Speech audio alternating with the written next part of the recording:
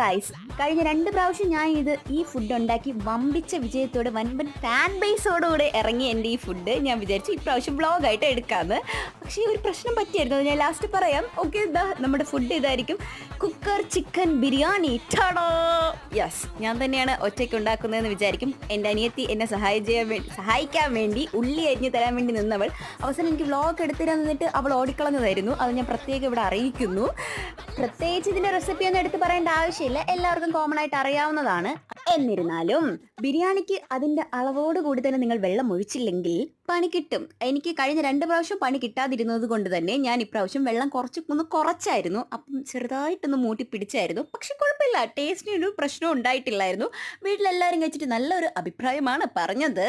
നാരങ്ങ ഒഴിച്ചു കഴിഞ്ഞാൽ നിങ്ങൾക്ക് ചോറ് പശയാകത്തില്ല. ഒരൊറ്റ ദാറ്റ്സ് ഇറ്റ്. ബിരിയാണി ഇഷ്ടപ്പെട്ടുകൊണ്ട് മാത്രമാണ് ഞാൻ ഈ വ്ളോഗ് ഇട്ടത്. അപ്പോൾ ഇത്രയേ ഉള്ളൂ. ബൈ.